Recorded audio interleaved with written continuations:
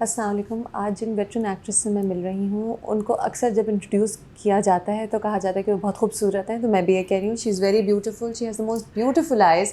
Also we been seeing her for many years. She started her career some time back as a romantic lead.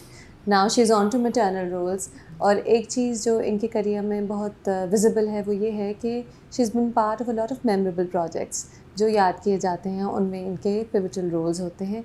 So I like to talk to her about that. Also on the personal front एक इनके बारे में एक बहुत interesting बात यह है कि she is always been very vocal about managing personal life with work, children with work, motherhood, marriage. We know that she likes to cook because she has a YouTube channel where she teaches cooking now and again. So I'd like to talk to her about her career and also about the work-life balance. And let me introduce you to Fazila Qazi. How are you? I'm good, thank you. Thank you so much for this interview. You're welcome. Thank you for coming. लेकिन क्या ये मेरी assumption आपके बारे में ठीक है कि you've always been very vocal and very committed towards managing work with your personal life, और उसके बारे में आप बात भी अक्सर करती हैं? जी बिल्कुल ठीक है, बल्कि मैं हैरान हो रही हूँ कि आपने इस चीज़ को एक्नॉलेज किया, क्योंकि बहुत सारे लोग जानते हैं लेकिन इस बारे में बात नहीं करते.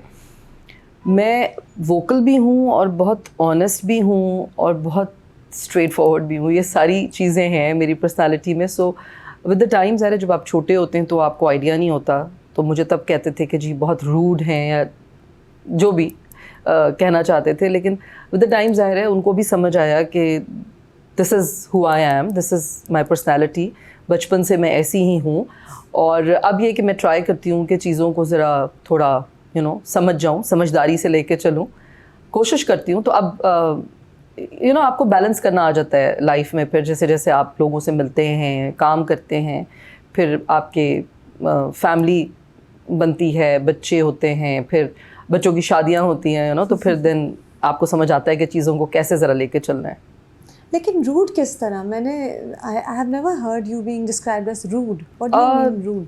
रूड मीन्स लाइक जब तक मैं बात नहीं करती तो शायद उनको ऐसा लगता है कि मैं बहुत गुस्से वाली हूँ. अच्छा. और कुछ जब मैं छोटी थी तो उस वक्त टेलीविज़न पे आप काम जब करने जाते हैं तो आपको बहुत सारी चीज़ों से बचने के लिए that was I think that was my क्या कहना चाहिए, हाँ, डिफेंस मैकेनिज्म था कि वो लोगों से ज़रा एक डिस्टेंस रखने के लिए या डिस्टेंस मेंटेन करने के लिए मैं इस तरह बिहेव करती थी. क्योंकि मेरे बाबा ने ज़रा मुझे बड़ी मुश्किल से इजाज़त दी थी, तो मतलब I want to play safe कि कोई ऐसा इशू ना हो कि फिर मुझे काम करने की इजाज़त ना मिले. तो आई थिंक वो था. लेकिन जब कोई मुझसे मिलते हैं या जो मेरे को एक्टर्स थे उनको पता है कि ये मेरा स्टाइल है. अच्छा. हाँ, वाकई. यानी कि ताकि कोई कुछ अज्यूम ना करे आपके बारे में गलत सलत, आप थोड़ी सी डिस्टेंट रहती होंगी. एग्जैक्टली. अच्छा, यानी ये मसला हमेशा से है. ये मसला बचपन से है.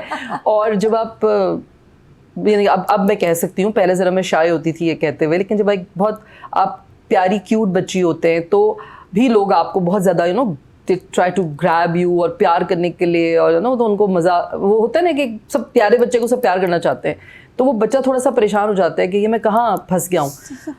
तो आई थिंक उस वजह से भी. और फिर लेकिन आप कह रहे हैं इंडस्ट्री सेफ प्लेस है. सेफ इन द सेंस ये कि अब आप वोकल है ना, बहुत हर चीज़ के लिए आप बात कर सकते हैं. अगर आपको कोई सोशल मीडिया है, वही मैं आपसे हाँ, जो कह रही थी, social media exactly. People can अगर किसी भी करियर में, और स्पेशली बिकॉज शो बिजनेस तो है ही सोशल मीडिया से इतनी कनेक्टेड, अगर किसी को कोई बात बुरी लगे तो वो उठा के उस पे उसी रात एक वीडियो निकाल सकते हैं कि I did not like this. हाँ, सही है. सो आई थिंक दैट हैज नहीं, लेकिन देखिए हर जगह बाउंड्रीज होनी चाहिए. बस मुझे लगता है कि सोशल मीडिया के आने से ना थोड़ा सा बाउंड्रीज ख़त्म हो गई हैं. वो भी गलत है ना. हर चीज़ का जो एतदाल होता है ना, जो बैलेंस होता है, बैलेंस में हर चीज़ अच्छी लगती है. और हमारे दीन में भी यही कहते हैं कि बैलेंस्ड, हमें भी बैलेंस्ड नेशन कहा गया है, कौम वस्त कहा गया है. तो हमें चाहिए बैलेंस से चले तो हर दुनिया भी बैलेंस पे कायम है. तो बैलेंस हो, बाउंड्रीज हो, आपकी एक लिमिट हो हर चीज़ की. ये तो नहीं ना कि अब हम ओवर हो जाते हैं हर चीज़ में because of the media. We don't know how to use this tool basically. This what I feel. I think मुझे ऐसे लगता ओवर है। तो हो जाते हैं कभी कभी। We don't know how to use this tool, you know. कोई घर में बैठा हुआ है अपने, और घर में बैठा हुआ पता नहीं किस मूड में है, और उसने शायद मेरी कोई वीडियो देखी और उसको उस वक्त शायद वो अपने किसी प्रॉब्लम में हो, किसी जोन में हो, और वो कुछ लिख देगा बुरा, और जब मैं पढ़ूंगी उसको या मेरी नज़र से गुजरेगा तो वो मैं दुखी हो जाऊंगी, या कोई उसको लिख देगा कि फजीला के लिए या फला फला के लिए ये कहा गया, और हम कहेंगे यार मतलब उसने अपनी ज़िंदगी के कुछ सेकंड लगाए होंगे और अपनी फ्रस्ट्रेशन वहाँ निकाल ली होगी, और उसके बाद हम उस पर बैठ के सोचेंगे, या हमारे लिए कोई चीज़ वायरल हो जाएगी कि उन्होंने ये लिखा, यू नो, तो उन्होंने ये कहा। तो ये चीज़ें गलत है। खैर मैं तो अब सोचती भी नहीं हूँ, मैं तो इतना इंपॉर्टेंस देती भी नहीं हूँ अब इन चीज़ों को। अब समझ आ गई है कि मैं क्यों अपनी ज़िंदगी के वो 1 घंटे या 2 घंटे ज़ाया करूँ उन पर सोचने में। अच्छा, पता है मैंने जो आपसे सवाल पूछा था ना शुरू का, बड़ा मासूमाना था। पहला सवाल हमेशा मासूमाना होता है जी। मैंने आपसे पूछा था कि आप वर्क और लाइफ को कैसे बैलेंस करती हैं। आप इतनी इंटरेस्टिंग तरफ सवालों को लेके जा रही हैं खुद बहुत। अच्छा, बैलेंस क्या करती हूँ यार, मैं कैसे बताऊँ क्या बैलेंस करती हूँ? नहीं अभी नहीं, मैं ये आपसे बाद में पूछूंगी। हाँ। आप मुझे बताएं, ये बहुत आगे का सवाल आप शुरू पे ले आई बातों बातों में अच्छा। कि सोशल मीडिया ट्रोलिंग होती है, बिल्कुल हाँ। होती है, और आप कह रही हैं कि अब आपको फर्क नहीं पड़ता। किसी जमाने में फर्क पड़ता था किसी के मीन कमेंट्स से? देखिए, जब मैंने स्टार्ट किया था तो उस वक्त तो वो मीन कमेंट पहुंचते ही नहीं थे, क्योंकि वो वक्त ही नहीं था। सोशल मीडिया ही नहीं था। खत आते थे लेकिन पीटीवी पे। अच्छा। हाँ, पीटीवी पे हमें लेटर्स आते थे, लेकिन हम उनसे इतना ज़्यादा इफेक्ट यूँ नहीं होते थे डायरेक्टली, क्योंकि वो लेटर भेजने वाले को पता नहीं होता था कि वो लेटर हम तक पहुँचा या नहीं पहुँचा। समटाइम्स पहुँचते थे, समटाइम्स नहीं पहुँचते होंगे शायद, और जब पहुँचते थे तो उनमें कुछ बहुत इस तरह के थ्रेटनिंग लेटर्स भी होते थे। हाँ, यही जिस तरह तो अब सोशल मीडिया पे जो कहा जाता है वो पहले वो लेटर लिख के आते थे। तो कभी कभी बुरा फील होता था। पैसे खर्च के पोस्ट किए जाते थे, पोस्ट किया जाता था, टिकट लगा के कि ये देखो ये चीज़ हमें बुरी लग रही है। तो ये होता था, अब भी होता है। और जैसे आजकल देखा ना आपने, वो मक्खी मशहूर हुई हुई है, तो मुझे इतनी हंसी आई थी वो देख के, क्योंकि मैं ये सोचती थी, खैर वो एक अलग कॉन्टेक्स्ट में बात थी, मैं उसको बिल्कुल भी कोई वो नहीं कर रही कि वो कोई सही थी या कुछ अच्छी बात थी, बिल्कुल अच्छी बात नहीं थी, लेकिन वो शायद मजाक में कही गई होगी या जो भी होगा। लेकिन मैं ये कहती हूँ कि देखें, 2 मक्खियाँ होती हैं, एक होती है आम मक्खी, एक होती है शहद की मक्खी। तो शहद की मक्खी जो है हमेशा वो फूलों पे बैठेगी, तो हमें भी चाहिए कि जो इतने कमेंट्स आते हैं तो हमें चाहिए हम शहद की मक्खी बन जाएं और हम अच्छी चीज़ पे रिस्पॉन्ड करें, फूलों पे बैठे, आम मक्खी की तरह नहीं कि आप हर चीज़ को देखें और उसको फील करना शुरू कर दें। क्योंकि शहद की मक्खी बनना चाहिए इंसान को, फूलों पे बैठना चाहिए, अच्छी चीज़ को देखना चाहिए। मक्खी वाले कमेंट ने बड़ा आपको एनालिसिस पे नहीं, इसलिए कि मुझे इनिशियली वो बात I feel bad about it कि क्या आप औरत को ऐसे मक्खी कह रहे हैं, मर्द भी तो मक्खे होते हैं ना, उड़ते रहते हैं इधर उधर, मतलब जैसे उन्होंने कहा कि वो मक्खी। तो अगेन मैं कह रही हूँ ना कि जेंडर को हटा दें। अब देखिए, मक्खी तो मक्खी होती है, आपको उसका जेंडर रिवील करना होगा तभी आप मक्खी बोलेंगे ना, मक्खा तो नहीं बोलेंगे। तो खैर, anyways, this is something that is like, you know, मुझे पहले बुरा लगा, फिर मैंने कहा अच्छा वो शायद उसने मजाक में कही होगी, इंसान कह जाता है एक मोमेंट में। तो बट मैं कहती हूँ कि जी शहद की मक्खी बने, आम मक्खी ना बने।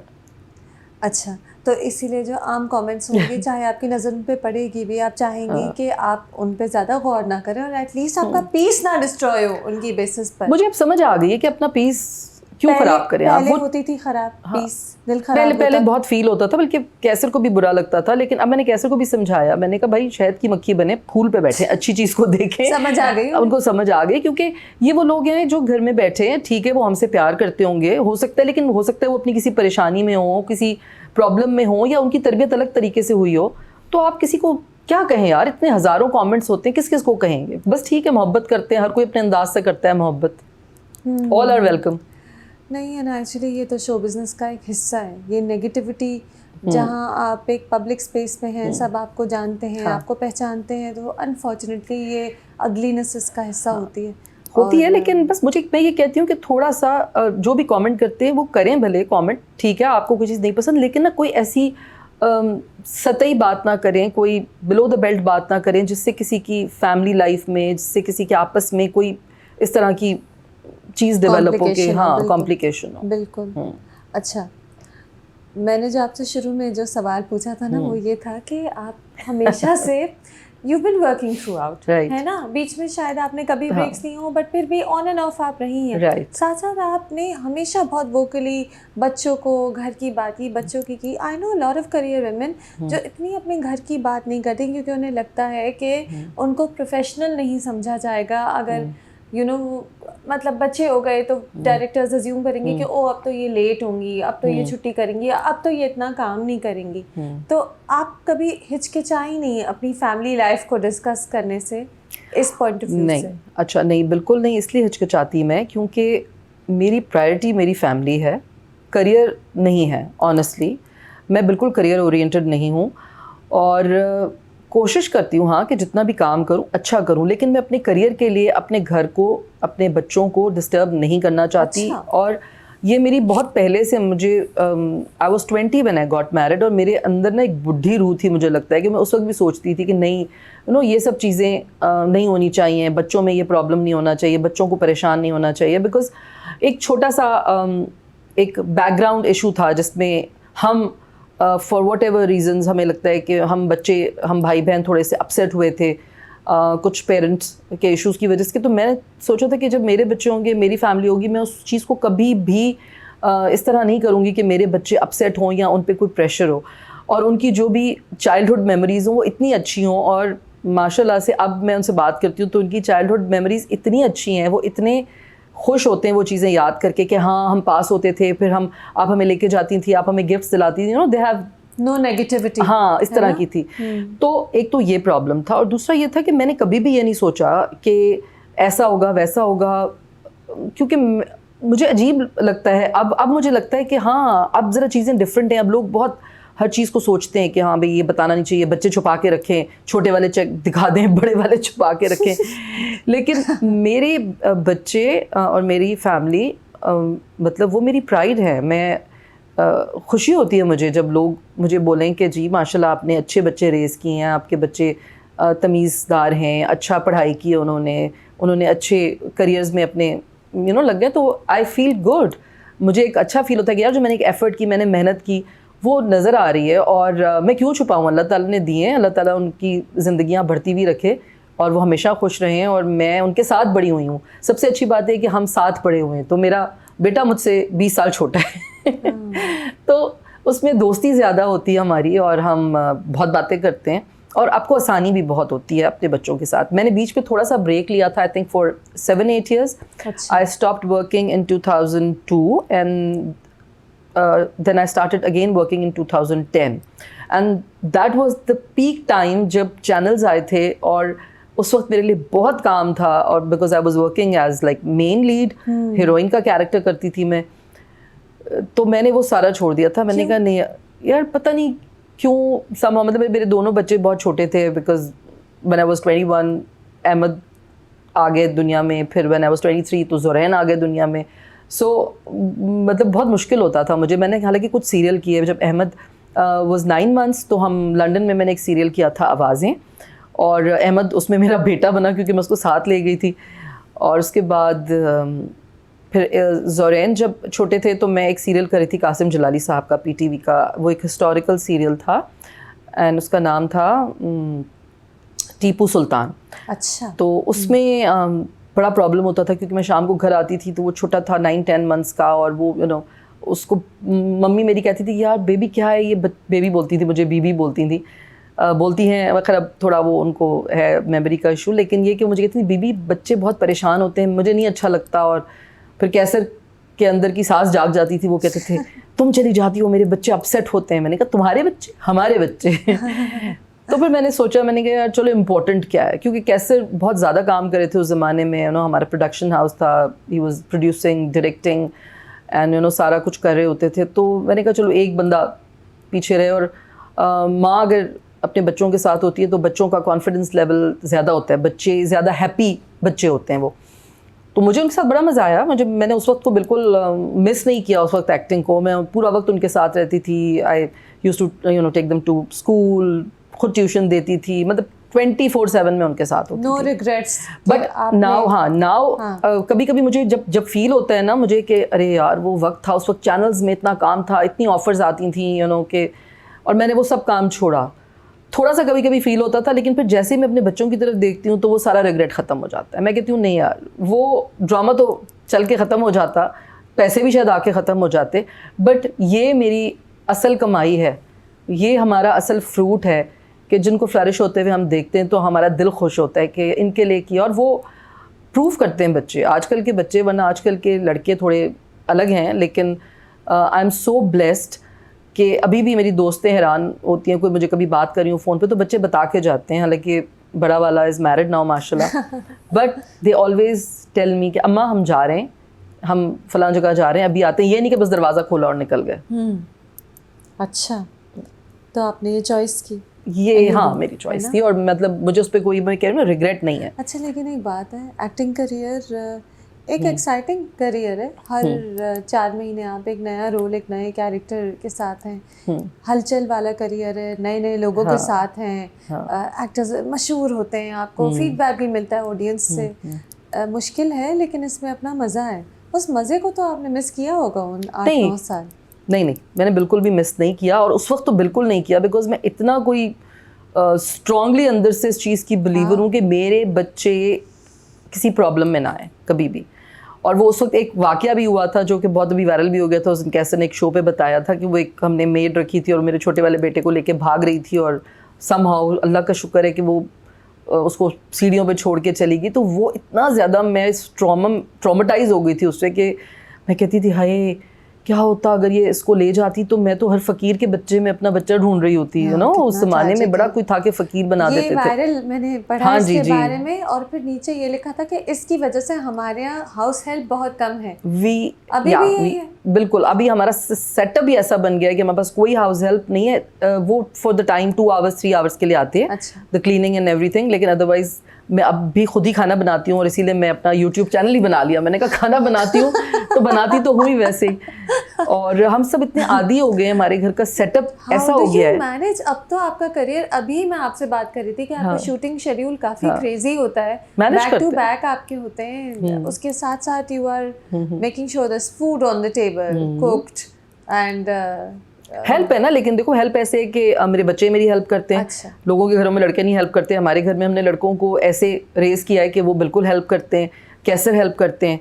बल्कि मेरी जो डॉटर इन लॉ है नेहल, मैं उसको कहती हूँ कि तुम बड़ी लकी हो कि तुम्हारी एक ऐसे लड़के से शादी हुई है जिसकी माँ ने उसको ऐसे रेस किया है कि मतलब वो उसको कोई मसला नहीं है, वो अपनी चाय भी बना लेता है, और वो कभी उसको कोई भी चीज़ टिपिकल मेल ईगोस वाले नहीं, हमारे यहाँ कोई वो ड्यूटी ये नहीं है कि जी ये औरत की ड्यूटी है। बल्कि कभी कैसे के अंदर था एक थोड़ा कहते थे कि यार औरत ही खाना पकाए, एक होता है थोड़ा, मतलब वैसे नहीं, लेकिन ऐसे बात करते थे शुरू में। तो मेरे बच्चों ने कैसे को इतना ट्रोल करते हैं कि उन्होंने कहना ही छोड़ दिया है। तो कहते हैं नहीं आप वो कभी कुछ कैसे कहते हैं ना, मुझे चोट लग गई, मुझे ये हो गया, तो कहते तो मर्द है क्या हुआ, मर्द को दर्द नहीं होता। तो लेकिन ये कि काम बहरहाल आप औरत मुझे लगता है कि हमने ले लिया अब रिस्पॉन्सिबिलिटी, सोसाइटी में भी अब बन गया है ऐसा एक तरीका कि एक अच्छी माँ एक अच्छी फैमिली को रेस करती है, मुझे लगता है कि, और वो एक अच्छा सेटअप बना लेती है, क्योंकि औरत की बहरहाल हमारे माशरे में बहुत रिस्पेक्ट भी है एक तरह से देखा जाए तो, बाकी चीज़ों को, नेगेटिविटी को छोड़ के।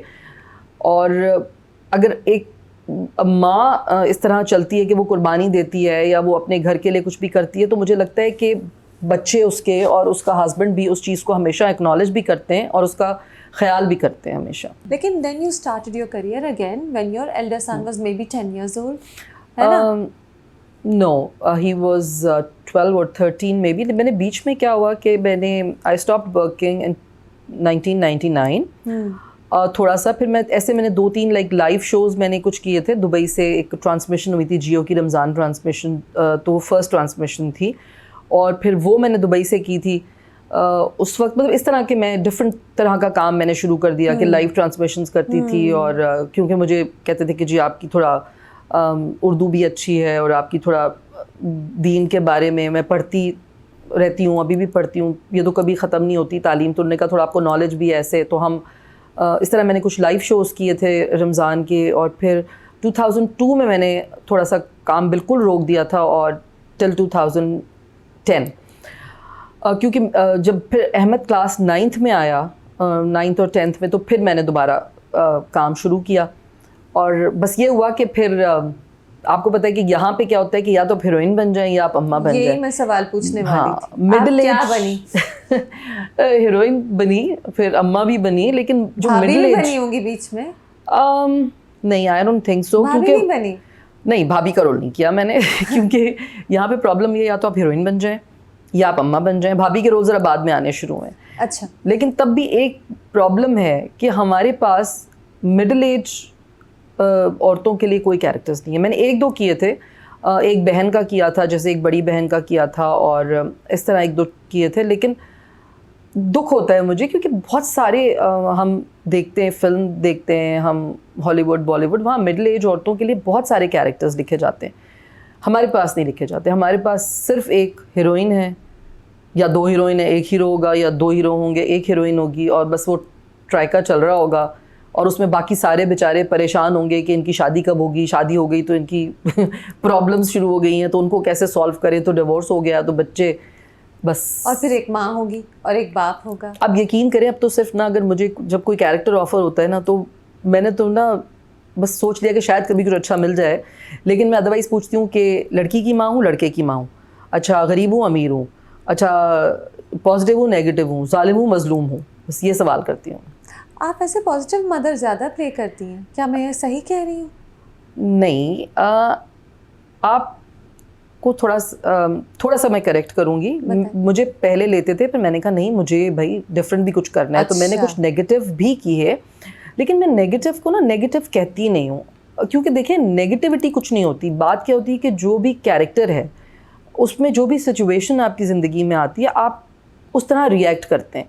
अब वो अगले की सवाबदीद पे कि वो आपको नेगेटिव समझ रहा है उसमें, यानी कॉन्शियसली आप और मतलब शुरू में मैं सही कह रही थी कि आपको पॉजिटिव ज़्यादा ऑफर होते हैं। हाँ। और फिर आपने कॉन्शियसली और तरह के, और हमारे यहाँ तो बेचारा पॉजिटिव, सॉरी आपकी बात काट रही हूँ, हमारे यहाँ पॉजिटिविटी का मतलब है मजलूम। जी जी बिल्कुल, रोती रहेगी। हाँ हाँ। तो फिर मैं एक सीरियल मैंने किया था, उसमें सुबह से जाकर रोना शुरू करती थी रात तक। तो मैंने कहा भाई मुझे काम करो, एक ना ग्लिसरीन का एक ग्लास भर के रख दिया करो, मैं सुबह आके पी लूँगी और रात तक रोती रहूँगी। यू नो, मतलब टू मच मजलूमियत से ना आप खुद ऑफ फील करते हैं। आप कहते हैं यार ये क्या हो रहा है मेरे साथ, मेरी ज़िंदगी इतनी दुखी क्यों है। यू नो, आप कैरेक्टर कर रहे होते हैं, वो आपके ऊपर आ जाता है ऐसे। हाँ, आप इंसान हैं, आप रो रहे हैं पूरे दिन। आप फील करते हैं, आप हाँ, आप अजीब डाउन फील करते हैं। पर देखिए ये तो बात है ना कि ज़्यादा हम लोग क्रिएटिव नहीं होते हैं। हमने बस एक ही तरह की कहानियाँ कर ली हैं। एक पर्टिकुलर एज के ऊपर के एक्टर्स के लिए ज़्यादा इंटरेस्टिंग रोल्स नहीं सोचे जाते। Does your career still excite you then? या अब आपकी एक सेकंड, या अब आपकी आदत में पड़ गया है ये कि आपने एक्टिंग ही करनी है, आप कितने सालों से यही कर रही हैं तो बस अब आप कर रही हैं? नहीं, ये बात नहीं है। एक्टिंग अभी भी कोई अच्छा कैरेक्टर आता है तो मुझे एक्साइटमेंट होती है, और अगर थोड़ी सी भी उसमें कुछ बेहतरी होती है ना तो मैं उस पर काम करती हूँ। वो रेयर होते हैं ना वो? नहीं, रेयर इस तरह होते हैं कि देखिए, अगर स्क्रिप्ट अच्छा लिखा हुआ है 50%, और अगर डायरेक्टर ऐसा है कि जो बहुत ज़्यादा इंटरेस्ट शो कर रहा है कि भाई मुझे इस कैरेक्टर को ये बनाना है। कुछ डायरेक्टर्स होते हैं जो अपने हर कैरेक्टर पे काम करते हैं, कुछ डायरेक्टर होते हैं वो जो सिर्फ हीरो हीरोइन पे काम करते हैं। लेकिन ऐसे भी डायरेक्टर्स हैं, उनका अब हमें पता चल जाता है, जाहिर सी बात है कि वो फिर अपना, अगर आपका एक चौकीदार का भी कैरेक्टर होगा, कोई मेट का भी कैरेक्टर होगा, वो उसका एक बनाएंगे, उसका कैरेक्टर बनाएंगे, उसके एक पर्सनैलिटी बनाएंगे, यू नो, उस पर काम करते हैं। तो हमें जब पता होता है कि अच्छा भाई ये डायरेक्टर है, ये काम करता है, तो फिर हम भी एफर्ट डालते हैं, इसीलिए कैरेक्टर निकल के आ जाता है। और कभी कभी बहुत अच्छा स्क्रिप्ट होता है लेकिन डायरेक्टर उसको बस ऐसे ही लेके चल रहा होता है तो वो ख़राब हो जाता है, अच्छा स्क्रिप्ट भी ख़राब हो जाता है। अच्छा, तो यानी कि your career will excite you sometimes या and not excite you sometimes, depending के। बताए मुझे तो माहौल, मुझे समझ आ जाती है ना। अब ये यहाँ पे मैं कहती हूँ अच्छा भाई यहाँ पे सब लोग इस पे एफर्ट कर रहे हैं, काम कर रहे हैं, आपको नज़र आ रहा होता है, फिर आप भी काम करते हैं। लेकिन समटाइम्स ऐसा भी हुआ है कि बहुत अच्छे सीरियल्स में भी ऐसा कैरेक्टर दे देते हैं कि वो बस, मैं क्या कहते हैं उसको, शीशे की गुड़िया बना के बैठा देते हैं कि ब्यूटी शॉट चाहिए होता है उन्हें, कि अच्छा बस ये कैरेक्टर ना ब्यूटीफुल लगना चाहिए। वो बेचारा यूँ देख रहा होता है, अच्छा, लेकिन हाँ, वो ये रोल एक्सप्रेशन भी दे आप रहा कर ही होता है। लेती है ना, वो रोल भी आप कर ही लेती हैं। नहीं, कर ही नहीं लेती, मुझे पहले बताया जाता है, मुझे बताया जाता है कि जी बड़ा अच्छा कैरेक्टर है और उसमें ये होगा, उसमें वो होगा, पता चलता है, बाद में पता चलते हैं अच्छा ये तो गूंगा कैरेक्टर था। और अगर सोप होता है, सोप्स बहुत लॉन्ग माइंडेड नहीं अब नहीं होते वैसे सोप्स, पहले बीच में बहुत ज्यादा सोप होते थे, हाँ। अब थोड़ा कम हो गया, अब तो लॉन्ग सीरियल्स पे चले गए हैं वो। लेकिन अगेन टीम अच्छी होती है तो मज़ा आता है, टीम अच्छी नहीं होती तो बस वो जान भी तो छुड़ा ड्रामा लेते में हैं। ये भी बहुत होता है कि खिंचता है, अच्छे से अच्छा ड्रामा खिंचता I है। know. अगर आप रोएंगी तो ज़्यादा रोएंगी, ये स्लोली हर चीज़ होगी, सीन्स लंबे होंगे, रिपीट। चीज़ें चेंज हो गई है ना, नॉर्म्स चेंज हो गए। पहले स्क्रिप्ट पूरा आता था और पीटीवी में तो 13-14 एपिसोड्स होते थे, 12 एपिसोड्स होते थे, 13 एपिसोड अब उससे ज़्यादा 40 नहीं होते होता हैं, था। अब 40 होते 40 भी होते हैं समटाइम्स, मैंने 70 भी होते हैं। 80 भी किए हैं, हाँ अच्छा। हाँ, 100 भी किए हैं, बिल्कुल। बीच में किए हैं कुछ हमने, जैसे एक मैंने सीरियल किया था दरीचा, लेकिन वो बहुत मज़े का था। उसका स्क्रिप्ट बहुत अच्छा था, उस पर टीम बहुत अच्छी थी। इट डिपेंड्स कि आपकी टीम कैसी है। आप एक नॉर्मल स्क्रिप्ट को भी ना बहुत अच्छा बना सकते हैं अगर आपकी टीम अच्छी हो तो। अच्छा ये बताएं, ये हर ड्रामा एक्ट्रेस और एक्टर का यही डायलेमा है कि मुझसे बल्कि बहुत से कहते हैं कि हम कम बुरा वाला चूज़ कर लेते हैं। कभी कभी कोई चॉइस नहीं होती तो हम बुरों में से कम बुरा चूज़ करते हैं, क्योंकि that is just the industry that you are working in. आपके पास यही ऑप्शंस हैं, लेकिन आपका अपना फेवरेट ड्रामा कौन सा है? अच्छा, मेरे बहुत सारे फेवरेट ड्रामे अच्छा, हैं। बहुत सारे बताएं। हाँ, अगर मैं आपको शुरू से बताऊँ, देखिए ना, आपको तो अपना इंसान को अपना हर बच्चा अच्छा, सब बच्चे अच्छे लगते हैं, सब। और हर वक्त में आपके पास एक डिफरेंट वो होता है। खैर, तो मैंने जब शुरू किया था तो उस वक्त मैंने ड्रामा किया था Dasht, that was a serial. And उस वक्तों में वो एक बड़ा प्रोजेक्ट था वो, जो कि गवादर में जाके हुआ था और आबिद अली साहब ने उसको डायरेक्ट किया था, प्रोड्यूस किया था। वो बहुत अच्छा था, उसमें बहुत मज़ा आया उसमें, क्योंकि लकीली मुझे बहुत सारे सीनियर्स के साथ काम करने का मौका मिला for the very first time, जिसमें सबिया खानम साहिबा, जिसमें आबिद अली साहब थे, जिसमें बहुत बहुत सारे, उसमें जितने भी एक्टर्स थे सब। हाँ, मेरे लिए तो बिल्कुल शुरू एसटीएन के ड्रामों में से एक था। एसटीएन, हाँ जी बिल्कुल, एसटीएन था या हाँ एसटीएन पे चला था, राइट, है ना। और हाँ, और उसके बाद एक और सीरियल मैंने, जो आवाज़ें, जिसका मैंने जिक्र किया, वो क्योंकि फर्स्ट सीरियल था इंटरनेशनली जो शूट हुआ था लंदन में जाके, और उसमें भी यू नो सारे जो एक्टर्स थे, मैं कहती हूँ आई एम सो ब्लेस्ड कि उस वक्त मुझे वो मौका मिल गया, जिसमें शफ़ी मोहम्मद शाह साहब थे, अफजाल साहब थे, और कौन थे, रिजवान वास्ती साहब थे, तायरा वास्ती साहबा थी, यू नो द क्रीम जो थी उस वक्त की, उस ज़माने की। तो वो बहुत अच्छा सीरियल था, और मेरी ज़िंदगी के मतलब उसमें मुझे मज़ा आया काम करने में, और वो ऑन एयर भी बहुत अच्छे हुए। उसके अलावा एक था हाँ, एक कुछ लॉन्ग प्लेस थे मेरे, जो एक जिसमें था अब मेरा इंतज़ार कर, और एक था अचानक, जो अब भी बहुत चलते हैं वो लॉन्ग प्लेस। एक रोज़ी था मोइन अख्तर साहब के साथ, जो कि बहुत देखे जाते हैं। और उसके बाद तो फिर बहुत सारा काम किया ना, जब प्राइवेट प्रोडक्शंस आई तो बहुत काम किया। तो उसमें तो बहुत सारे मेरे कैरेक्टर्स थे जो मैंने डिफरेंट, जैसे दीवाना की मैं बात कर रही हूँ, दीवाना वाज अ डिफरेंट कैरेक्टर। और जो मैंने स्टार्ट किया अपना करियर उस वक्त, अगेन जो दोबारा स्टार्ट किया, वो था लड़कियां मोहल्ले की। अच्छा। उसमें भी सारे सब बहुत सारे नए लोग आए थे उसमें, आयज़ा, दानिश, फातिमा अफंदी, कंवर, और फिर बाद में ये सारे कपल्स बन गए जब बाद में इन्होंने सबने शादियाँ की। तो मज़ा आया, अच्छा रहा, हर वक्त एक नई चीज़ मिलती है। हाँ हाँ, बहुत सारे मेमोरेबल हैं। मतलब जैसे मैंने मज़हर मोइन के साथ बहुत सारा काम किया, बाद में फसीह बारी के लिखे हुए मुझे बहुत स्क्रिप्ट्स अच्छे लगते हैं, और लकीली नूरुल हुदा शाह का मैंने लिखा हुआ स्क्रिप्ट किया था, अब मेरा इंतज़ार कर। तो आपको बहुत अच्छा अच्छा काम मिलता है जो आप कर रहे होते हैं, और बहुत सारे लोग नए मिलते हैं। तो मेरी तो मेमोरीज बहुत अच्छी वाली रखती हूँ, पुरानी वाली बुरी वाली डिलीट कर देती हूँ कोशिश करके मैं। ठीक है। और बाय द वे ये भी तो होता है कभी कभी कि कोई ऐसा रोल किया जो आपने सोचा कि ठीक है बस कर रही हूँ, और वो बहुत हिट हो गया, या वो बहुत नोटिस हो गया। ऐसे भी तो होता होगा ना, कि आपको खुद नहीं पता होता होगा कि वो रोल इतना बड़ा हो जाएगा। एक मैं बता रही हूँ, एक सीरियल था हमारा, चलो मैं थोड़ा माजी करीब की बात करती हूँ। एक सीरियल था रंग महल, जो हम जब शूट कर रहे थे, तो रंग महल का हमें आइडिया नहीं था कि रंग महल उस तरह से हिट हुआ कि, और तो कोविड का ज़माना था, और उसके बाद जब मैं बाहर गई हूँ तो मतलब पूरी दुनिया में रंग महल, और वो कैरेक्टर भी मुझे आइडिया नहीं था कि वो इतना हिट हो जाएगा। बट मैं उसका यही है ना कि टीम आपकी बहुत अच्छी होती है। मतलब पूरा जो ओवरऑल था, जैसे सेवन स्काई की वो प्रोडक्शन थी, और फिर जाहिद महमूद हमारे डायरेक्टर थे, और उसके बाद वो होता है ना कि सब लोग मिल के जब काम कर रहे होते हैं, सेट पे सारे लोग लाइक हुमायूं मेरा बेटा बना हुआ था, अली अंसारी मेरा बेटा था, कॉम्बिनेशन बहुत अच्छी हो मतलब गई जो पूरा काम सहर उसमें बहुत अच्छी बची थी जो मेन लीड थी, फिर मोहसिन गिलानी थे, मतलब मैं इसलिए नाम लेती हूँ कि देखिए आपको जिन लोगों के साथ काम करके मज़ा आया हो, अच्छी टीम बनी, उनका नाम ज़रूर लेना चाहिए। मैं उन लोगों में से नहीं हूँ कि जो इनसिक्योर हो जाऊँ, नाम न लूँ। लोग होते ना नाम नहीं लेते कि जी नहीं नाम नहीं लेना चाहिए, लेकिन आई थिंक जो अच्छा काम करे, जिसके साथ आपको काम करके मज़ा आए, उनका नाम ज़रूर लेना चाहिए। ये बताएं कि एक ड्रामा आपका पिछले साल जिसमें आप थी और बहुत से और एक्टर्स थे, वो था तेरे बिन, जो कि जिसमें ठीक है आप उसकी स्टेप मदर बनी हुई थी, लेकिन मैंने तेरे बिन के ज़माने में नोट किया कि किसी का उसमें कम या ज़्यादा रोल जो भी हो, ऑडियंस का फीडबैक हर एक के लिए बहुत आ रहा था। आपके लिए आ रहा था?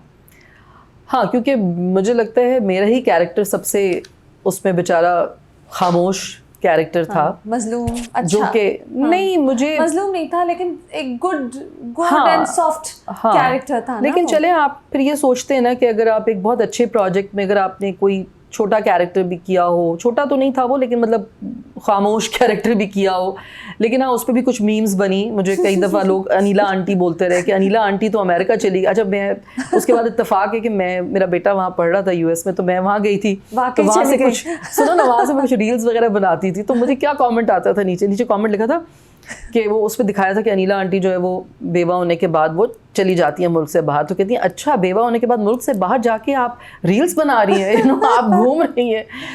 आई थिंक वो देखा बहुत गया था। हाँ, बहुत देखा गया था। तो कभी कभी चाहे आपका रोल इतना मेजर ना हो, लेकिन पूरा ड्रामा जब आपकी टीम स्ट्रांग होती है तो एवरीबॉडी बेनिफिट्स देन। हाँ, फिर उम्मीद पे दुनिया कायम है। आपको अच्छे कैरेक्टर्स भी मिलते हैं, और मतलब इन्हीं डायरेक्टर्स के साथ और इन्हीं प्रोडक्शन हाउस के साथ मैंने बहुत अच्छे भी काम किए, बड़े कैरेक्टर्स भी किए। एक दलदल किया था मैंने सिराज के साथ, तो वो बहुत अच्छा गया था, जिसमें अरमीना थी। और तो इसी तरह से मुझे बहुत सारे मेरे याद आते हैं, जैसे एक खातून मंजिल मैंने एक सीरियल किया था मज़हर के साथ, जो कि फसी बारी ने लिखा था, वो बहुत अच्छा था, उसमें बड़ा मज़ा आया मुझे। तो अच्छा, which ones do you enjoy more? जो ज़्यादा थोड़े डाउन टू अर्थ कैरेक्टर्स होते हैं या थोड़े ग्लैमरस होते हैं, बेगमात वाले रोल ज़्यादा पसंद आते हैं कि यार ग्रिटी वाले? देखिए, हर कैरेक्टर की अपनी एक वो होती है, मुझे तो सभी अच्छे लगते हैं, लेकिन मुझे उस कैरेक्टर में ज़्यादा मज़ा आता है जिसमें आप खुल के काम कर सकें, आपको बहुत ज़्यादा प्रेशराइज ना किया जाए, क्योंकि फिर आप ना उस पर काम करते हैं। कभी कभी जैसे नेगेटिव कैरेक्टर्स में भी आप थोड़ा एडिशन करना चाहते हैं, थोड़ा बोलना चाहते हैं, लेकिन मुझे पर्सनली ज़्यादा पसंद है जिनमें ज़्यादा स्ट्रॉन्ग कैरेक्टर हो, जो ज़रा जैसी मैं हूँ। अच्छा यानी हाँ, ओपिनियनेटेड हो, हैं थोड़ा पावरफुल उसकी पोजीशन। और मैं चाहती हूँ कि देखिए, थोड़ा सा हम जो भी काम करते हैं, चलें और कुछ नहीं, लेकिन हम अगर किसी को कोई मैसेज दे सकते हैं, सोसाइटी में कोई एक ऐसी बात अपने कैरेक्टर के थ्रू पहुँचा सकते हैं जिससे किसी को फ़ायदा हो, तो वो करना चाहिए। तो मुझे मज़ा आता है कि अगर कहीं पे ऐसे कैरेक्टर्स हों जहाँ पे आप सोसाइटी के लिए कुछ अच्छा मैसेज दे रहे हों। तो ये मुझे बात बताएं कि क्या इस करियर में इनसिक्योरिटीज़ होती हैं? आपने अभी खुद ही कहा कि मैं इनसिक्योर बिल्कुल नहीं हूँ और मैं नाम लेती हूँ अपने कोवर्कर्स का। बहरहाल हाँ, तो ये सवाल लिखा हुआ था, आपने उसका जवाब पहले ही दे दिया, लेकिन फिर भी I'd like to ask you, because इतना कंपटीशन है, एक कांस्टेंट रेस लगी हुई है, हर एक दौड़ में है, चंद एक डायरेक्टर्स हैं, चंद ही प्रोडक्शन हाउसेस हैं, सबको उन्हीं के साथ काम करना है, सबको अच्छे से अच्छा रोल चाहिए। कभी इनसिक्योरिटीज़ होती हैं? टू बी ऑनेस्ट, मुझे नहीं होती, और इसके लिए भी बहुत ज़रूरी है कि आप दिमागी तौर पे बहुत स्ट्रॉन्ग हो ऐसे। और आई थिंक मुझे शुरू से बचपन से लेके अब तक वैसे ही समहाउ इतनी इम्पोर्टेंस मिलती रही है कि मुझे वो प्रॉब्लम नहीं है कि मुझे, एक होता है ना अटेंशन सीकर होते हैं आप इसीलिए इनसिक्योर होते हैं कि आपको लगता है कि दूसरा मुझसे बेहतर काम कर रहा है या बेहतर दिख रहा है या बेहतर कैरेक्टर मिला है, तो ये सब इसको अटेंशन दे रहे हैं। तो लोगों में है ये बहुत ज़्यादा, और मैं इसको बहुत फेस करती रही हूँ शुरू से, आज से नहीं, बहुत पीटीवी के ज़माने से। उस वक्त भी कुछ सीनियर्स, उस वक्त तो सीनियर्स का ज़रा टेका होता था, तो वो फ़िरौन बने होते थे, सारे नहीं कुछ, तो कुछ लोगों से बिल्कुल उन्होंने इस तरह किया कि कैरेक्टर्स को कम करवाया, लाइनें कटवाई, पूरा कैरेक्टर, मतलब खुद हीरोइन बन गई, हालांकि मैं उसमें हीरोइन थी उस वक्त, लेकिन वो उन्होंने कहा कि नहीं, मैं हीरोइन बनूंगी, तो राइटर को अपने जैसे कपड़े वपड़े सिलवा के दे के उस ज़माने में ज़रा टीचर्स कपड़े बनाते थे, तो खैर बहुत कुछ हमने नहीं, राइटर को कपड़े सिलवा के क्या मतलब? राइटर के लिए मतलब, कपड़े सिलवा दिए? नहीं, वो राइटर के अपने जैसे डिज़ाइन के कपड़े ना, ताकि वो राइटर खुश हो जाए। अच्छा, ये तो दोस्तियाँ, टीचर्स के कपड़े दोस्तियाँ एंड वो सारी चीज़ें। लेकिन मैं उनको इतना इम्पोर्टेंस नहीं देती हूँ। समझ सब आता है मुझे, बाद में और समझ आना शुरू हुआ। तो और फिर आप चुप करके बर्दाश्त करती थी, क्योंकि उस वक्त तो आप थी नहीं, उस वक्त तो खैर नहीं, मैं उस वक्त बहुत मासूम थी, मतलब ऐसे मासूम थी कि मुझे समझ नहीं आता था कि क्या हो रहा है। बाद में पता चलता था, बाद मैंने रियलाइज़ किया अच्छा ये हो रहा था। तो फिर मैंने कहा कोई बात नहीं, क्योंकि मैंने देखा कि उनके ये सब कुछ करने से भी मुझे कोई फ़र्क नहीं पड़ा। अल्लाह ताला ने मुझे जहाँ पहुँचाना था मैं वहाँ पहुँची, और अल्लाह ने मुझे बहुत बहुत बेहतर रखा हुआ है। तो इनसिक्योरिटीज़ आपको कुछ दे के नहीं जाती हैं, आपसे आपका अपना पीस लेके जाती हैं। और अभी भी होता है सेट्स पे बहुत ज़्यादा ऐसी मतलब सीनियर्स में भी और कभी जूनियर्स में भी तकलीफ़ हो जाती है, लोगों को प्रॉब्लम होती है, वो ऐसे बिहेव करते हैं कि अच्छा इसके बाल ऐसे बने हुए हैं, तो वो आपको दूसरे तरीके से तंग करते हैं। कभी मेकअप आर्टिस्ट को एंगेज कर लेंगे अपने साथ, कभी कुछ और करेंगे, कभी बात इस तरह करेंगे आपके साथ ऊपर से आके। तो अब भाई अब मुझे आप क्या बता रहे हो यार, मैं 30 इयर्स हो गए मुझे काम करते हुए, मुझे सब समझ आता है, but I just stay quiet because I don't want to engage. और इस वक्त तो हालांकि आप नहीं, stay quiet in the sense I don't want to engage in this negative sort of like things. मैं क्यों एंगेज हूँ, मेरे चेहरे पे आ जाएगा, मेरा ब्यूटी शॉट खराब हो जाएगा अगर मैं नेगेटिविटी अपने अंदर रखूंगी। आई थिंक आपको अंदर से खुश रहना चाहिए, तो आप प्यारे लगते हैं चाहे आपके फीचर्स कैसे भी हों। आप देखें अल्लाह ताला ने हम सबको बनाया है, तो अगर आप अंदर से पॉजिटिव होते हैं, खुश होते हैं, आप किसी को देख के खुश होते हैं, तो आपके चेहरे पे ग्लो होता है। और आप चाहे कितने भी खूबसूरत हों, और अगर आपके अंदर नेगेटिविटी हो तो आपके चेहरे पे वो नेगेटिविटी भी नज़र आती है। तो मैं इंगेज नहीं होती इन चीज़ों में, समझ मुझे सब आता है and I know how to deal with those people, and तो मुझे कोई इशू नहीं होता। लेकिन मुझे ये अच्छा लगता है कि यार मुझे पता है, मुझे समझ आता है, और सबसे अच्छी बात है मैं इनसिक्योर नहीं हूँ। अल्लाह ताला ने मुझे ऐसा बनाया है ज़हनी तौर पे भी और ज़ाहिरी तौर पे भी कि वो मुझसे बेचारे परेशान होते हैं। आप दूसरे की डायलॉग, दूसरे के काम, दूसरे के रोल से आपको कोई मकसद नहीं, मुझे कुछ नहीं होता। Focused on your own work. हाँ, मैं बिल्कुल, अब मुझे लगता है जो बच्चियाँ भी अच्छा कर रही होती हैं या लड़के अच्छा कर रहे होते हैं, मैं उनकी तारीफ़ करती हूँ, या मुझे लगता है कि अच्छा अगर इसमें कुछ मतलब होता है ना, कभी आपका जो हुलिया होता है या जो आपका कैरेक्टर बनाया जाता है उसमें कुछ चीज़ें ऐसी होती हैं कि अगर आप थोड़ा सही कर लें तो वो अच्छी लग सकती हैं, तो मैं उनको मशवरा ज़रूर कभी ऐसे मोहब्बत से दे देती हूँ, लेकिन मैं किसी पे थोपती नहीं हूँ अपने ख्यालात, और मैं किसी से इनसिक्योर नहीं होती। You have a showbiz marriage, और शोबिज़ मैरिजेस के बारे में आजकल तो बहुत ही कहा जाता है कि ये लास्ट नहीं करती और मुश्किल होता है, लेकिन आपकी शादी माशाल्लाह, you have grown up sons 30 years और मोर, माशाल्लाह, है ना? yes, 30 years। तो आर शोबिज़ मैरिजेस डिफ़िकल्ट आपके अपने पर्सनल एक्सपीरियंस में? देखिए सिर्फ शोबिज़ तो नहीं, सारी शादियाँ मुश्किल भी होती हैं, आसान भी होती हैं। ज़्यादा ऐसे प्रेशर्स नहीं, मुझे लगता है नहीं, मुझे लगता है कि आसान होती हैं, क्योंकि देखें अगर आपका हस्बैंड या आपका स्पाउस जो भी वो शोबिज़ से है ना, तो वो आपके मसलों को समझेगा, आपके टाइमिंग उसको समझ में आएंगे, उसको पता है कि अगर आप रात को 12 बजे आ रही हैं और एक कोई शादी का सीक्वेंस शूट हो रहा है तो रात को 3 भी बजेंगे, तो वो उसको पता होता है कि ये क्यों हो रहा है, उसको उस काम का तरीक़ेकार पता है, तो आपको आसानी होती है। अगर आप ऐसे आदमी से शादी करें जो शोबिज़ से है ही नहीं, तो वो कहेगा ये कौन सी शूटिंग है जो रात को 3 बजे तक चल रही है, ये कौन सी शूटिंग है जो बंगलों में चल रही है, तो अब तो बंगलों में ही शूटिंग्स होती हैं, यू नो। मतलब तो वो जो आपका तरीकाकार होता है काम का, वो आपके अगर स्पाउस को पता हो तो आपकी ज़िंदगी बड़ी आसान हो जाती है। अच्छा, और वो सारी इनसिक्योरिटीज़ के आपका हस्बैंड किसी और एक्ट्रेस के साथ बहुत पॉपुलर ऑन स्क्रीन पेयर हो गया, या आपका किसी और एक्टर के साथ बहुत पॉपुलर ऑन स्क्रीन? देखिए कैसर का मुझे नहीं पता, हाँ, मर्दों में होती है इनसिक्योरिटी, मर्द होते हैं, औरतें भी होती होंगी, लेकिन मतलब मैं नहीं हूँ। मतलब मुझे कभी भी नहीं हुआ इस तरह का, क्योंकि मुझे लगता था कि भाई एक शोबिज़ का कपल है, उसमें अगर कुछ भी प्रॉब्लम होगा तो वो सबको पता चल जाता है। मतलब अगर किसी और से करेंगे या जो भी है, मतलब हमारी ज़िंदगियाँ खुली नहीं है लोगों के सामने ना, खुली किताब है, तो उसमें लोग खुद ही लोगों को समझ आ जाता है कौन सही है कौन गलत है। तो मैंने कभी ऐसा फील नहीं किया। नहीं। अच्छा, तो फिर एक और आपकी अभी रिसेंटली इंटरव्यू में आपने बहुत बात की थी on the secret to a happy marriage. तो जनरली आप कह रही हैं कि शादियाँ शादी एक कॉम्प्लिकेटेड रिलेशनशिप है, तो it's has nothing to do with showbiz और नॉट शोबिज. शादी Does one person have to compromise? जैसे आपने अपना करियर कुछ दिनों के लिए छोड़ा for your family's peace, for your sons to be raised in a peaceful way. एक किसी को कॉम्प्रोमाइज़ करना होता है. कॉम्प्रोमाइज़ दोनों करते हैं बेसिकली.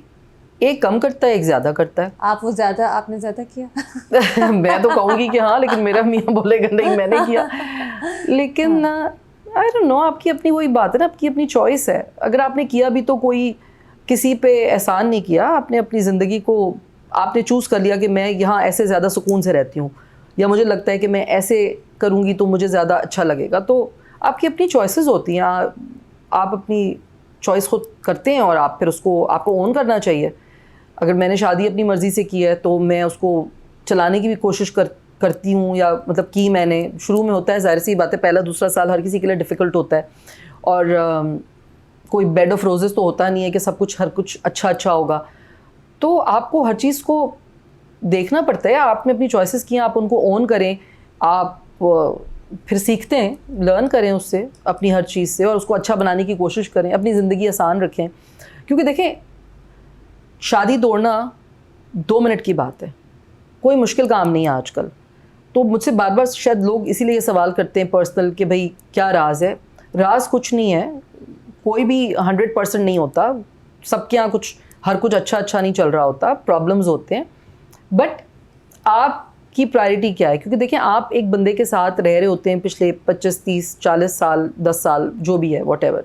आजकल तो खैर 10 साल के बाद लोगों को लगता है ज़्यादा है, लेकिन बहरहाल, तो जितने साल भी आप रह रहे होते हैं उसमें आप उसको एक्सप्लोर कर रहे होते हैं. वो आपको जान रहा होता है, आप उसको जान रहे होते हैं, और 10 साल के बाद आप काफ़ी हद तक उसको जान चुके होते हैं.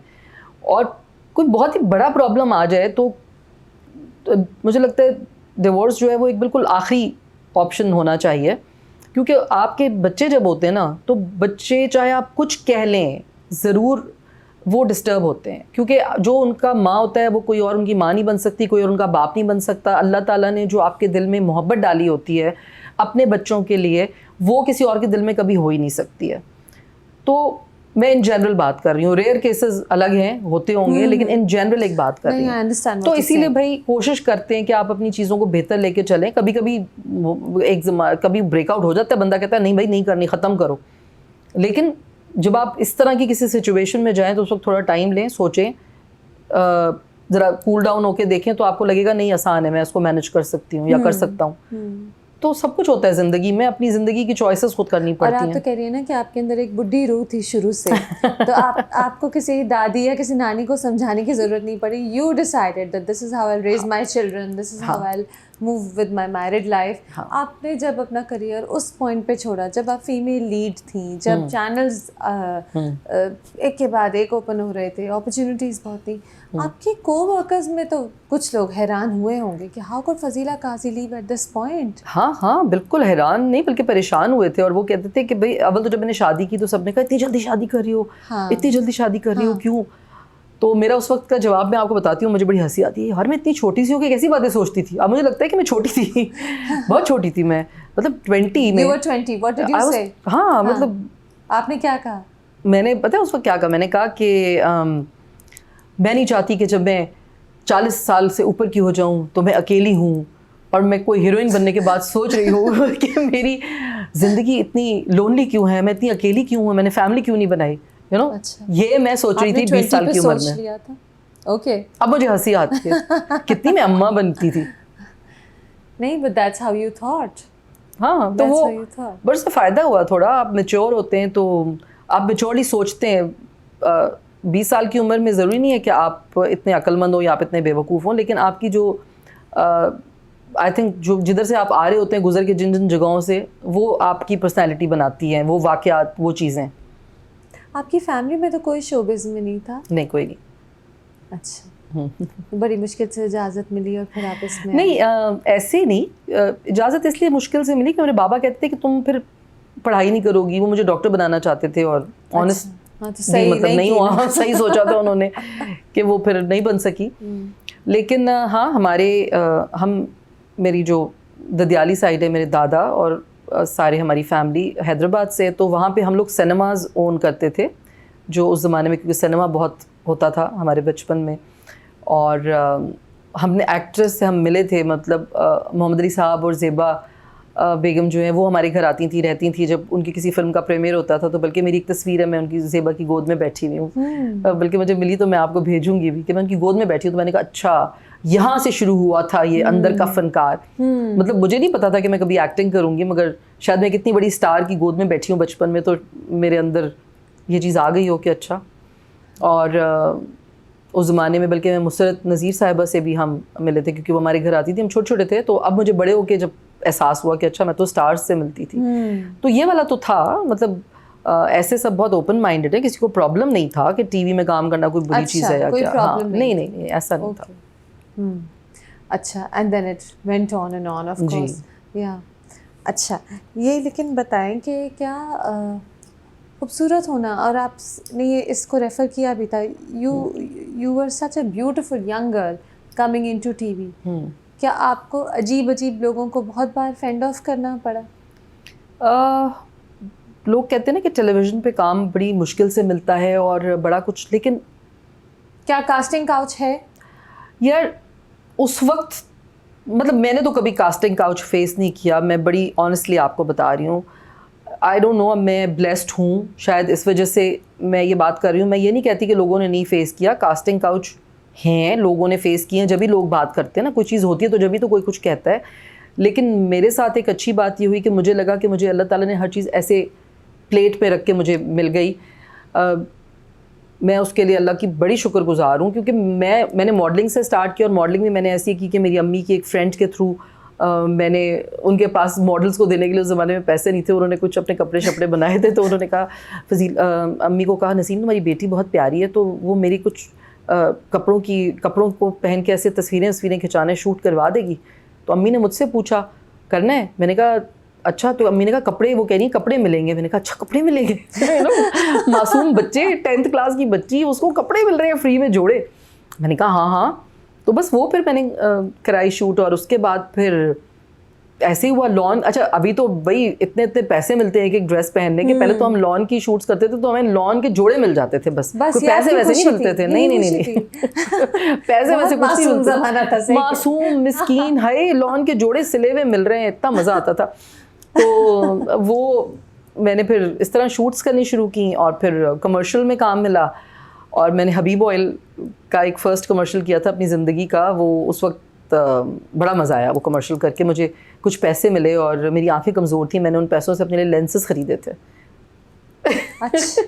मतलब मैं चश्मा लगाती थी स्कूल में, तो जब मैंने कमर्शियल किया तो मुझे पैसे मिले, तो मैंने कहा उस ज़माने में लेंसेज आए थे नए, अच्छा चश्मा नहीं लगाना पड़ेगा, तो चले भाई 2500 रुपये के आए थे, क्या पता नहीं 1250 रुपये के। हाँ महंगे होंगे ना उस ज़माने में। हाँ वो लेंसेज बिल्कुल नए आए थे, तो वो ख़रीदे।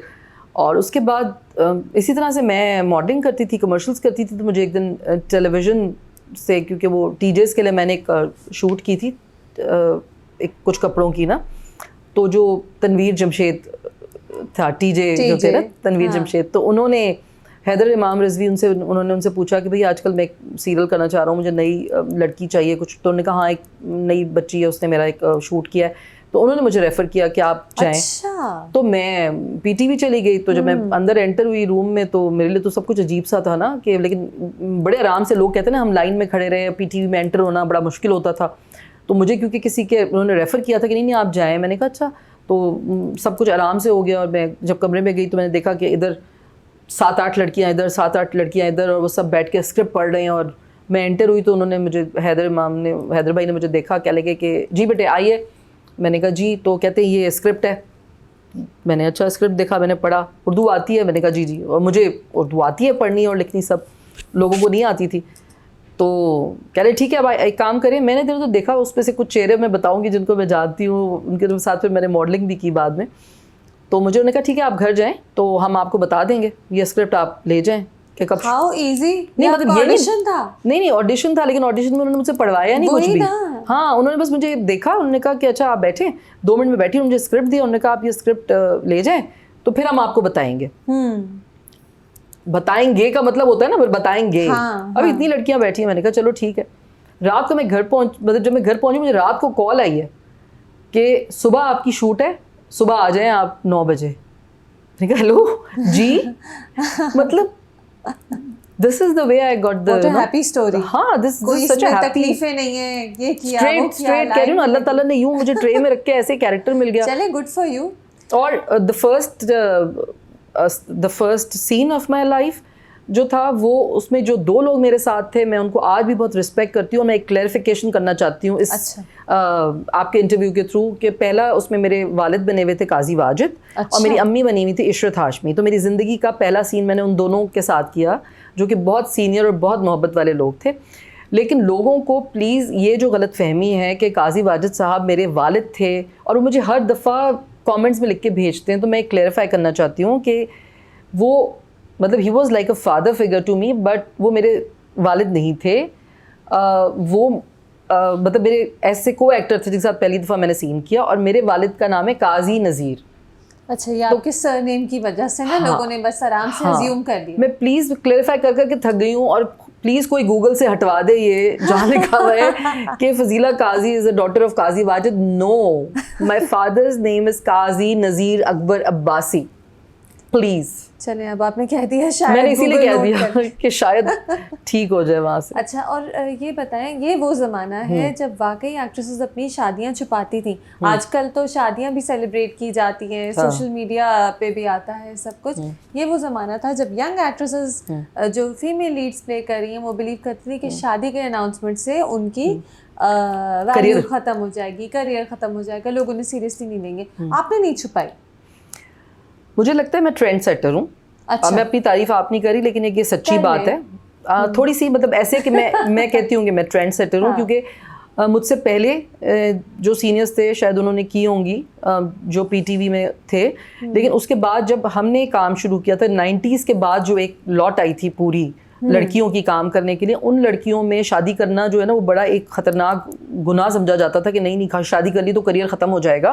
तो शादियां करते भी थे तो बहुत छुपा छुपू के करते थे और किसी को नहीं बताते थे। लेकिन I was the first one कि मैंने शादी की और डंके की चोट पे की और सबको बता के की, और जब मैंने शादी की उसके बाद बाकी सबने भी शादियां करनी शुरू कर दी बता के लोगों को। अच्छा, तो आपने ट्रेंड सेट कर दिया। तो मुझे लगता है मैं ट्रेंड सेट एक वो करती थी, और एक मैं ना, मुझे बाद में बहुत सारे लोगों ने बोला कि आप, मैं जैसे बाल बनाती थी ना, एक लट ऐसे निकाल के पीछे जूड़ा बना के और आगे से यूं करके एक लट निकालती थी, तो वो सब कहते थे अच्छा हमने आपको देख के ना वैसे बाल बनाने शुरू किए, हमें बड़े अच्छे लगते थे। तो आपने ये हेयर स्टाइल इन किया। ये बताएं, आपको लगता है कि your looks played a big part in you getting into acting, modelling so easily? Initially yes, लेकिन इन द लॉन्ग रन अगर आपकी कितनी भी अच्छी लुक्स हों, अगर आप टैलेंटेड ना हो, आप काम ना करना मतलब सीखते हैं ना हम। देखिए हमारे पास कोई और चीज़ तो है नहीं ना कि कोई कहीं से हम सीख के आते हो या कोई इंस्टीट्यूट हो, तो बाद में नापा वगैरह बाद में आए तो हाँ, लेकिन initially looks and then afterwards फिर आप मेहनत करते हैं, आप जब काम करके दिखाते हैं तो फिर आपको आगे काम मिलना शुरू होता है, और आपके अंदर कहीं कुछ छुपा हुआ एक टैलेंट भी होता है ज़रूर, जो अगर आप थोड़ी मेहनत करें तो वो नज़र आने लगता है।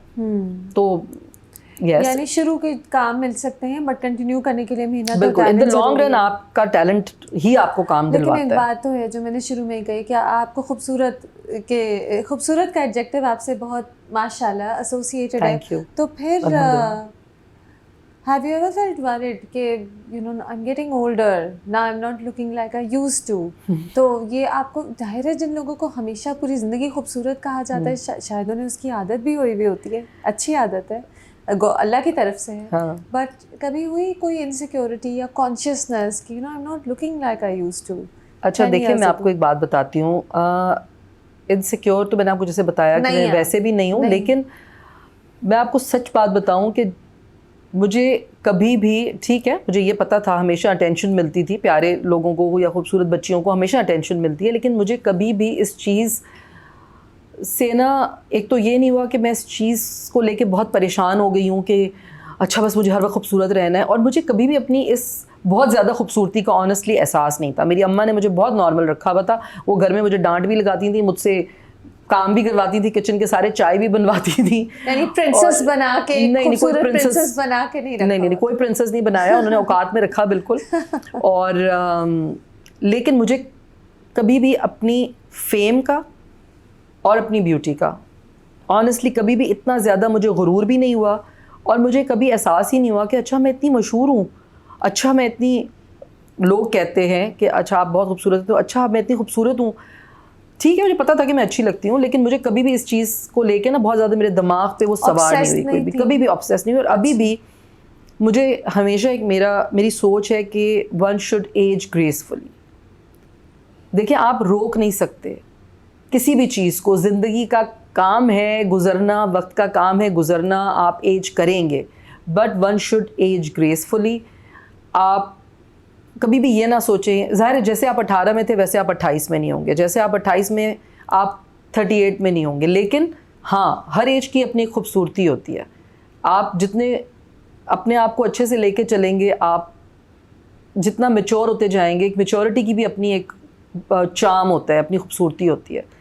तो मुझे नहीं कभी ऐसा फील होता। हाँ, छोटी छोटी चीज़ें हैं, वो इंसान हूँ, लगता है कि अच्छा भाई पहले बाल बहुत अच्छे होते थे, तो ज़ाहिर है यंग एज में जब आप जवान होते हैं, आपके ज़रा बाल अच्छे होते हैं, आपकी स्किन का टेक्सचर अलग होता है, तो बट वो तो है, वो तो मतलब आपको समझ लेना है इस बात को कि ageing is a natural process. मतलब एक्टिंग के अलावा भी बहुत से लोग अब इंजेक्शंस वगैरह में इन्वेस्ट करते हैं, क्योंकि जाहिर है किसी को, किसी भी मर्द या औरत को अपनी पुरानी तस्वीरें देख के सबको ही थोड़ी सी तकलीफ होती है ना कि यार मैं पहले look, my skin was so fresh, now I have to work harder to make it look fresh. ये तो एक नॉर्मल रिएक्शन है।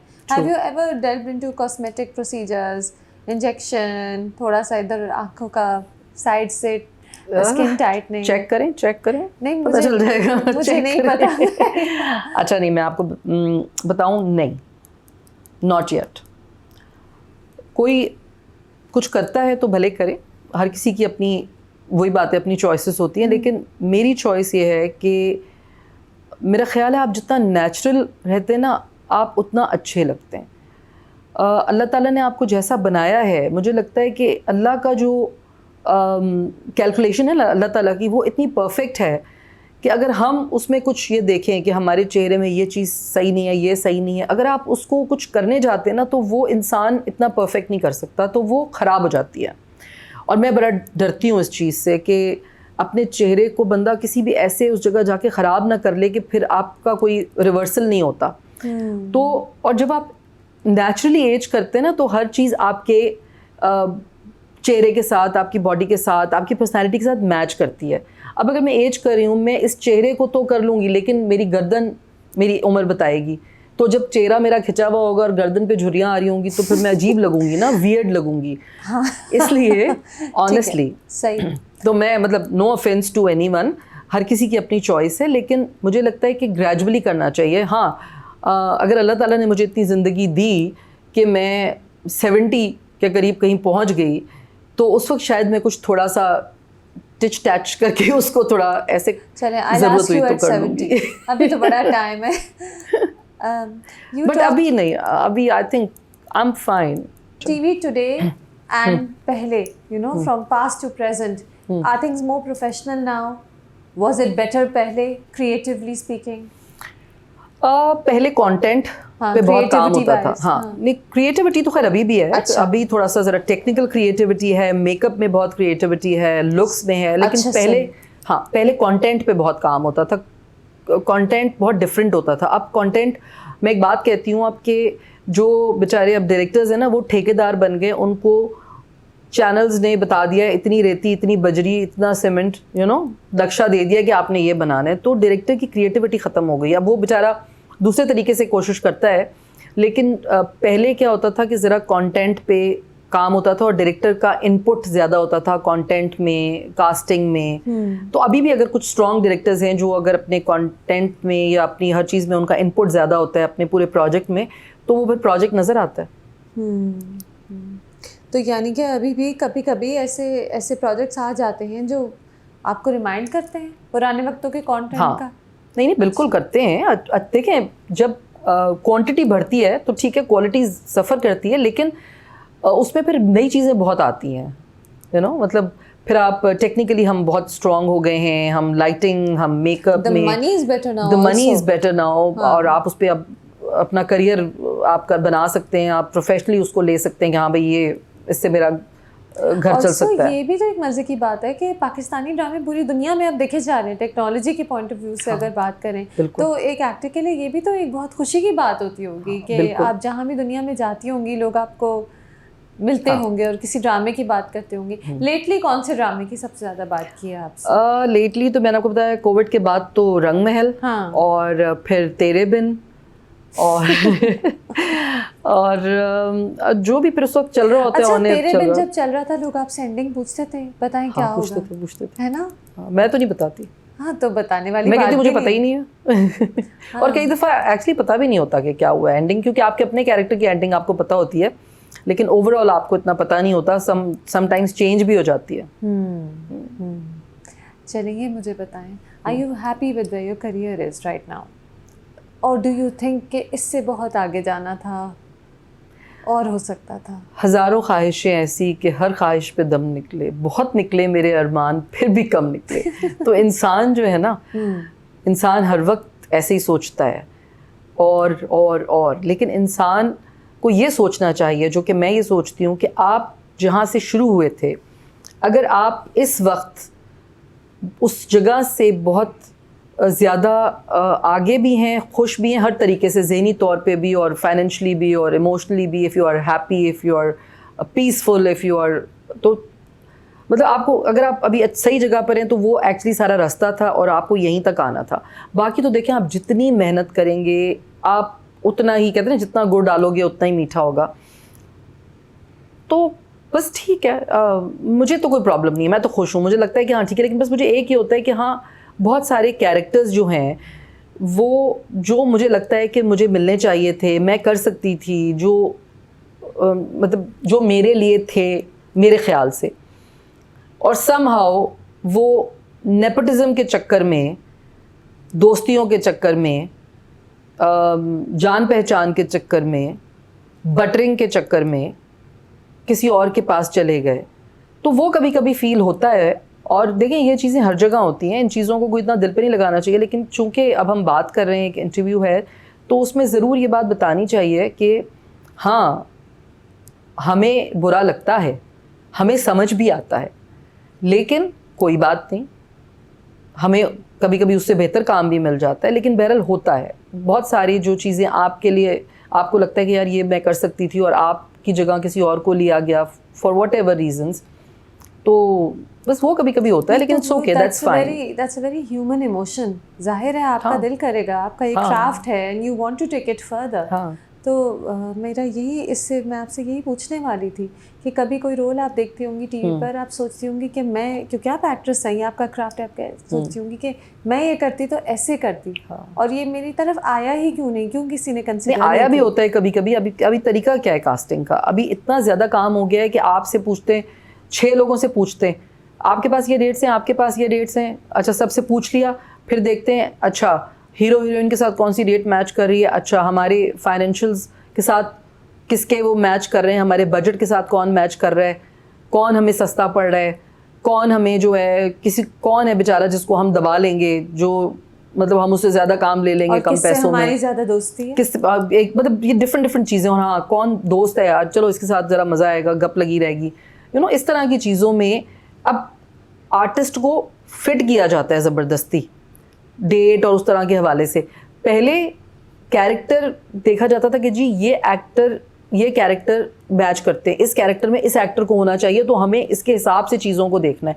अब कहते हैं कि नहीं, अवेलेबिलिटी किसकी है, बस ठोस दो उसको उसके अंदर ना, वो अच्छा लगे या ना लगे उसको ज़बरदस्ती बना दो।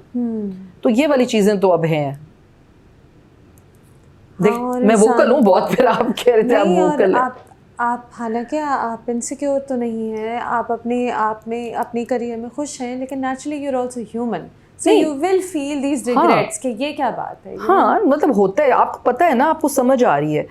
एक शाह लतीफ़ का एक कॉल है जो कि बड़ा सही है आजकल के हिसाब से, तो उसका वो ये है कि अल्लाह डाहियों न करे, डाहियों दुख डिसन।